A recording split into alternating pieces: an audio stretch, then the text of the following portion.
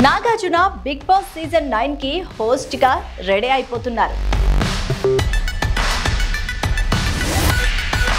September నుంచి ఈ show అయితే ప్రారంభం కాబోతున్నట్టు వార్తలైతే హల్చల్ చేస్తున్నాయి. నాగార్జున హీరోగా సినిమా చేయకుండానే ఈ ఏడాది కొన్ని నెలల వ్యవధిలోనే దాదాపుగా 80 కోట్లు సంపాదిస్తున్నట్టు వార్తలైతే వస్తున్నాయి. జూన్లో విడుదలైన కుబేర చిత్రంలో ధనుష్ హీరోగా నటించగా నాగార్జున మాజీ సిబిఐ అధికారిగా కీలక పాత్ర పోషించారు. శేఖర్ కమ్ముల దర్శకత్వంలో తెరకెక్కిన ఈ చిత్రంలో నాగార్జున పర్ఫార్మెన్స్ కి ప్రశంసలు దక్కాయి. ఇక ఈ చిత్రానికి నాగార్జున 15 నుంచి 20 కోట్ల వరకు రెమ్యూనరేషన్ తీసుకున్నారట. మరోవైపు నాగార్జున సూపర్ స్టార్ రజనీకాంత్ కూలీ చిత్రంలో కూడా ఓ నెగటివ్ షేడ్ లో కనిపించబోతున్నారు. లోకేష్ కనగరాజ్ దర్శకత్వంలో ఈ చిత్రం రూపొందుతోంది. ఆగస్టులో ఈ మూవీ గ్రాండ్ గా రిలీజ్ కి సిద్ధమవుతోంది. కూలీ చిత్రంపై భారీ అంచనాలైతే ఉన్నాయి.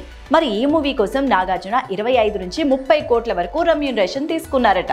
ఇక బిగ్ బాస్ సీజన్ 9 కోసం నాగార్జున ఏకంగా 30 కోట్ల వరకు పారితోషికం అందుకోబోతున్నారట. 3వ సీజన్ నుంచి నాగార్జున బిగ్ బాస్ షోకి హోస్ట్ గా వ్యవహరిస్తున్న సంగతి తెలిసిందే. ఇలా కొన్ని నెలల వ్యవధిలోనే నాగార్జున ఏకంగా 80 కోట్ల వరకు రెమ్యూనరేషన్ అందుకుంటున్నారు. అది కూడా హీరోగా ఒక్క సినిమాలో నటించకుండానే. మరి దీనిపై మీరేమనుకుంటున్నారు? కామెంట్ చేయండి.